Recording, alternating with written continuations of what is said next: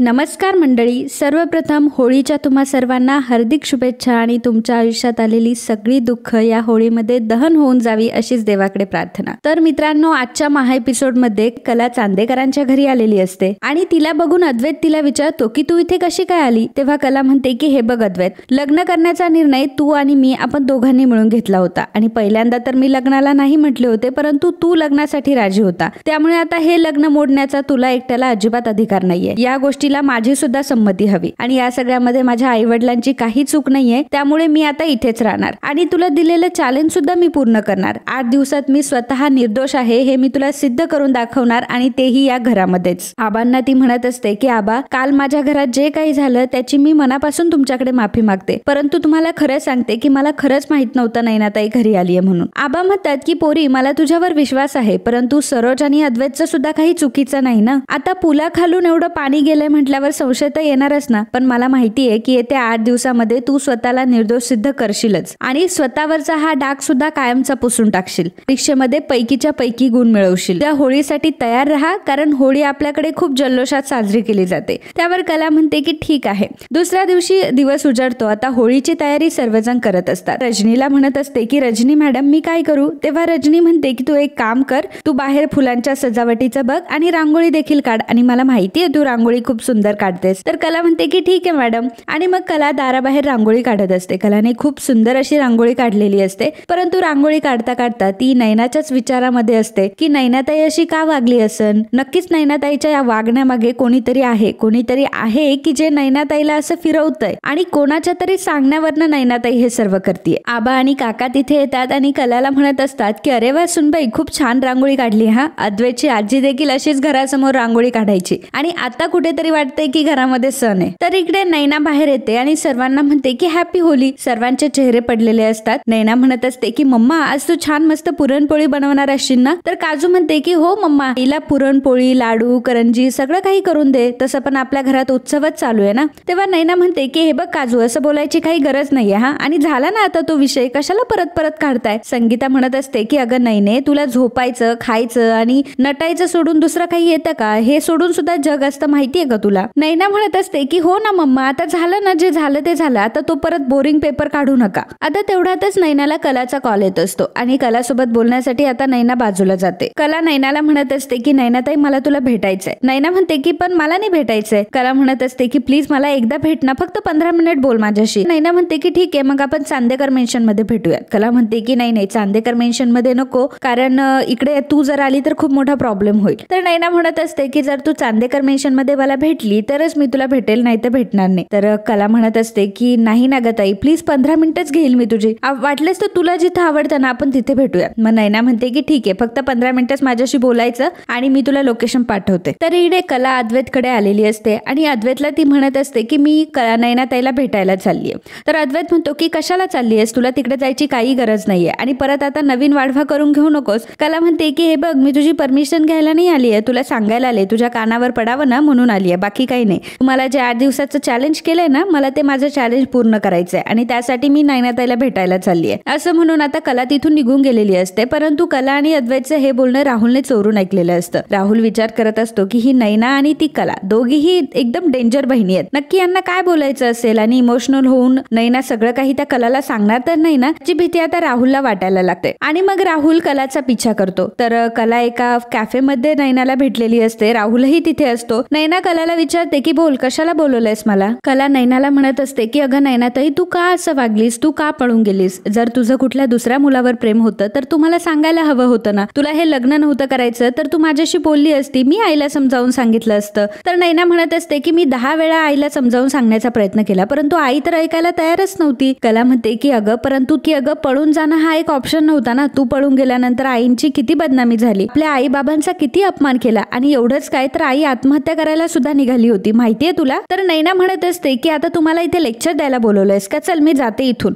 राहुलला भीती वाटायला लागते। राहुल विचार करतो की ह्या नैनाने इमोशनल होऊन सगळं जर सांगितलं तर मग माझं काही खरं नाही, त्यामुळे राहुल आता स्वतःहून त्यांच्यामध्ये जातो। कला म्हणते की राहुल, अरे तू इथे काय करतोस। राहुल म्हणतो की काही नाही, माझी एक मीटिंग होती त्यासाठी आलो होतो, मीटिंग आता संपलीये, जातो मी घरी, तुला यायचं का माझ्यासोबत। तेव्हा कला म्हणते की नाही आम्ही थोडा वेळ बसणार आहोत आणि मग मी जाणार आहे। राहुल म्हणतो की ठीक आहे। आता राहुल पुन्हा तिथेच जाऊन बसतो। असतो, त्यामुळे कलाला डाऊट येतो की नक्कीच अद्वैतने याला माझ्या पाठीमागे पाठवलं असणार आहे, कारण हा तर म्हटला की मला बिझनेस मीटिंग आहे आणि आता मीटिंग तर संपली आहे आणि मग हा इथे कशाला बसला असेल. कला आता नैनाला म्हणते की चल नैनाताई आपण आता निघूयात. मग नैना आणि कला तिथून निघून जात असतात. तर राहुल आता नैनाला मेसेज टाकतो की तू इथेच थांब, तिला जाऊ दे. आणि मग कला नैनाला म्हणत असते की ताई मी एक काम करते, पहिल्यांदा तुला सोडवते आणि मग मी जाते. तर नैना म्हणत असते की नाही नाही तू जा निघून, माझं मी बघेल काय करायचं ते. त्यामुळे कला ही रिक्षातून निघून जाते आणि मग नैना पुन्हा राहुलला भेटण्यासाठी जाते. राहुलला ती विचारते की काय झालं, तुम्हाला इथे का बोलवलंस. राहुल म्हणतो की नैना तू कलाला काही सांगितलं तर नाही ना. तेव्हा नैना म्हणते की नाही मी तिला काही सांगितलं नाही, पण तू जर माझ्याशी वाईट वागलास तर मी सांगून देईल एवढं नक्की. आणि राहुल म्हणतो की प्रत्येक वेळी तुम्हाला धमक्याच का देत असते ग. तेव्हा नैना म्हणते की कारण धमक्यांशिवाय तू माझं ऐकतच नाही ना, आणि जर मला धोका देण्याचा तू विचार केला ना तर माझ्याकडे तुझे कॉल रेकॉर्डिंग मेसेज सगळं काही आहे आणि फॉरवर्ड करायला मला 1 सेकंद सुद्धा लागणार नाही. कला जेव्हा रिक्षातून येत असते तेव्हा तिने काजलला कॉल केलेला असतो आणि काजलला ती सांगत असते की तुला जर नैनाताई बद्दल काही कळलं ना तर तू मला सांग. मला याची पूर्ण गॅरंटी आहे की नैनाताईचे नक्कीच कोणीतरी कान भरवले, कारण लग्नापर्यंत नैनाताई एक्साइटेड होती आणि त्यानंतर ती पळून गेले. याचा अर्थ नक्कीच कोणी तिचे इतके बेदम कान भरवले ना की पूर्ण तिला इन्फ्लुएन्स केलं गेलंय. त्यामुळे आपल्याला तो मुलगा कोण आहे ना ते शोधावंच लागणार आहे. तर काजल म्हणते की ताई तू अजिबात काळजी करू नको, मी इकडे बघेल, मी इकडे तिच्यावर पूर्ण लक्ष ठेवेल. कला घरी आलेली असते. रात्रीच्या वेळी होळीचं दहन करायचं असतं. होळीची संपूर्ण तयारी झालेली असते आणि आबा म्हणतात की सुनबाई या वर्षीचा तुझा पहिलाच होळी सण आहे, त्यामुळे कला आणि अद्वैत दोघं आता होळीची पूजा करतील. कला सर्वात पहिल्यांदा होळीची पूजा करते आणि मग अद्वैत मशाल घेऊन होळी पेटवतो. त्यानंतर अद्वैत आणि कला दोघंही होळीभोवती प्रदक्षिणा मारतात. प्रदक्षिणा मारत असताना अद्वैत कलाला विचारत असतो की काय बोलली नैना. तेव्हा कला सांगते की नैनाताई तर काही बोलली नाही, परंतु मला पक्का माहितीये की नक्कीच कोणीतरी कान भरले. त्यानंतर सर्वजण आता मोठमोठ्याने बोंबा मारत असतात. तर दुसऱ्या दिवशी धुलीवंदनाची पूर्ण तयारी झालेली असते. चांदेकर मेन्शनला शोभेल असा धुलीवंदनाची तयारी केलेली असते. सर्वजण रंग खेळत असतात. तर इकडे नैनाच्या घरी सुद्धा रंग खेळायचं काम चालू असतं. कला काजूला सांगत असते की हे बघ काजल, नैनाताई लग्नातून पळून गेली ना यामागे नक्कीच कोणीतरी दुसरा आहे याची आता मला खात्री पटली आहे, परंतु जर नैनाताई घरातून बाहेर पडली तर तू लगेच मला कॉल करून सांगशील. तेव्हा काजल म्हणते की ताई तू अजिबात टेन्शन घेऊ नकोस, वेळोवेळी तुला सगळे अपडेट मी देणार. तर आई आणि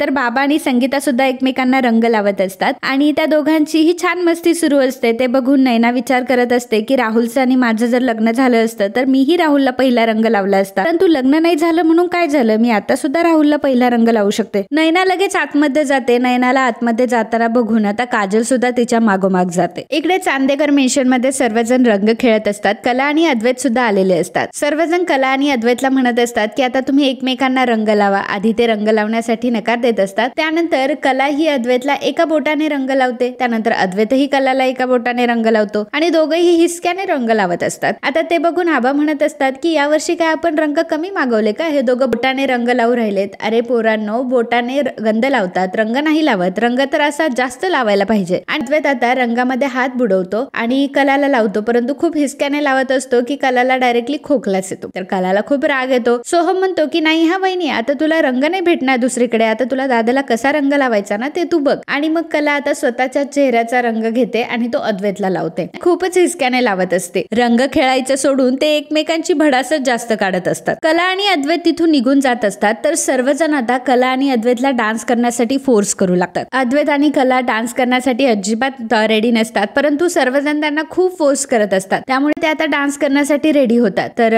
आला होळीचा सण लय भारी या गाण्यावर आता अद्वैत आणि कला डान्स करत असतात, परंतु डान्स मध्ये सुद्धा भांडतच असतात. नैना इकडे राहुलला कॉल करत असते. तेव्हा राहुल त्यावेळी नाचत असतो. तर राहुल तिचा कॉल घेत नसतो. त्यानंतर नैना पुन्हा एकदा कॉल करते. यावेळी राहुल तिचा कॉल उचलतो. तर नैनाचं हे सर्व बोलणं काजू ऐकत असते. नैना राहुलला म्हणते की राहुल मला तुला भेटायचंय. तर राहुल म्हणत असतो की हे बघ आमच्या घरी धुलीवंदनाचा खूप मोठा कार्यक्रम आहे आणि मी तुझ्याकडे अजिबात येऊ शकणार नाही. नैना म्हणते की अरे तू नको येऊस, मीच तुला तिकडे भेटायला येणार आहे. राहुल म्हणत असतो की नाही नाही अजिबात नाही, तू जर इकडे आली तर खूप मोठा प्रॉब्लेम होईल. राहुल आता फोन ठेवून देतो. तर नैना मात्र चांदेकरांच्या घरी जायला निघालेली असते. काजलने हे बोलणं ऐकलेलं असतं, परंतु तिला कळत नसतं की ती नक्की कुठे चालली आहे. तेव्हा काजल आता नैनाकडे येते. नैना म्हणते की जर मला रंग लावलास ना तर तू खबरदार. काजल म्हणते की नाही तुला रंग नाही लावत मी, तू फक्त माझ्यासोबत एक सेल्फी काढ. काजल नैनाला म्हणत असते की नैना ताई चल ना आपण एक सेल्फी काढूयात. तर नैना म्हणते की हे बघ मला हे सेल्फी काढण्यात अजिबात इंटरेस्ट नाहीये, मला बाहेर जायचं, मी चाललीये. तर काजल म्हणत असते की अगं नैना ताई आपण प्रत्येक वर्षी किती छान रंगपंचमी किती छान धुलीवंदन मला आपले फोटोज कला ताईला पाठवायचे ना, चल ना आपण एक सेल्फी काढूया. नैना म्हणते की ठीक आहे. नैनाच्या फोन मध्ये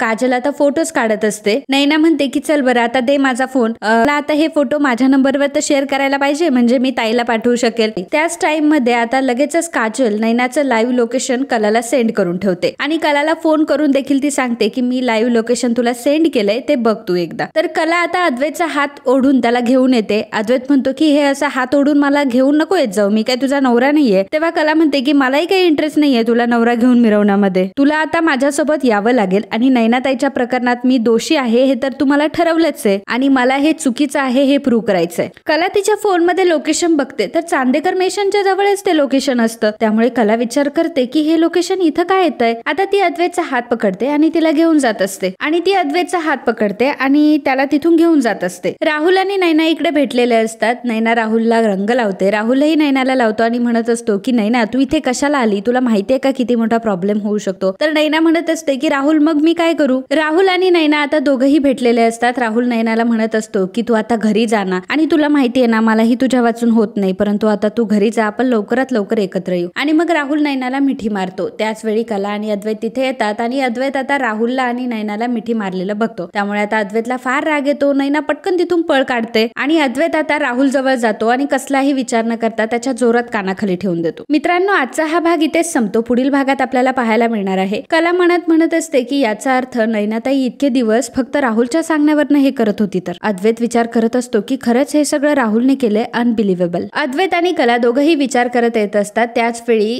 कलाचा पाय सरकतो आणि कला आता पडायला लागणार, तेवढ्यात अद्वैत तिला सावरतो. तर मित्रांनो, असेच लक्ष्मीच्या पावलांनी या मालिकेचे डेली अपडेट बघण्यासाठी आताच आपल्या चॅनलला सबस्क्राईब करा आणि हा व्हिडिओ तुम्हाला आवडला असेल तर व्हिडिओला लाईक आणि कमेंट करायला विसरू नका. धन्यवाद.